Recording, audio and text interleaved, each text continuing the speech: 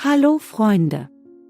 Unter einer Schicht aus kaltem, weißem Schnee, in einer kleinen, ruhigen Gasse, hielt der Junge plötzlich an, als seine Augen auf die Form eines erbärmlichen Hundes stießen.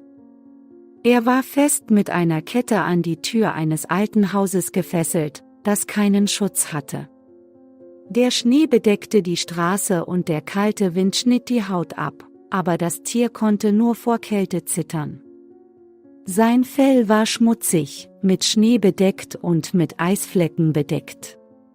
Es schien eine lange Zeit her zu sein, seit er gebadet wurde und sich nicht um ihn kümmerte. Neben dem Hund steht ein verzerrter Eisentopf, der vermutlich zum Aufbewahren von Lebensmitteln verwendet wird. Aber jetzt ist nur noch gefrorener Schnee drin. Der Junge beugte sich vor, um genau hinzusehen, als er die traurigen, aber hoffnungsvollen Augen des Hundes bemerkte. Sein langes Fell bedeckte sein ganzes Gesicht und öffnete nur die großen, runden, feuchten Augen, die ihn genau anstarrten. Er hätte an einem warmen und sicheren Ort leben sollen, nicht in dieser grausamen Situation. Als der Hund den herannahenden Jungen sah, wickelte er sofort fröhlich seinen Schwanz. Er sprang auf und versuchte, auf zwei Beinen aufrecht zu stehen, als wollte er Aufmerksamkeit erregen. In seinen Augen blitzte eine kleine Freude auf, als der Junge die Wurst, die er trug, aus der Tasche zog. Der Hund aß gierig, als wäre er schon lange nicht mehr satt gewesen. Der junge Mann konnte den Anblick eines im Frost verlassenen kleinen Hundes nicht ertragen und beschloss, an die Tür des Hauses zu klopfen.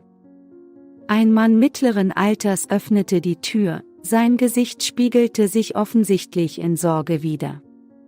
Als der Junge den Zustand des Hundes erwähnte, lächelte der Mann nur schwach und antwortete ruhig: „Es ist nur ein Tier, es genügt, sich um das Haus zu kümmern, man muss nicht höflich sein." Der Junge versuchte, ihn davon zu überzeugen, dass das Tier auch Gefühle hat und eine bessere Behandlung verdient. Aber ein Mann mit einem kalten Blick antwortete: „Das ist mein Hund, ich kann tun, was ich will. Sie haben kein Recht einzugreifen." Als er die Hilflosigkeit spürte, die sein Herz ergriff, wusste der Junge, dass Worte die Gedanken dieses Mannes nicht ändern könnten. Er bot an, den Hund einzulösen, weil dies der einzige Weg war, ihn aus einer herzzerreißenden Situation zu retten. Nach einiger Verhandlungszeit musste der Junge eine große Summe Geld ausgeben. Der Mann, der den Vorteil sah, stimmte sofort zu. Er streckte dem jungen Mann eilig die Leine aus, als hätte er Angst, dass er seine Meinung ändern würde.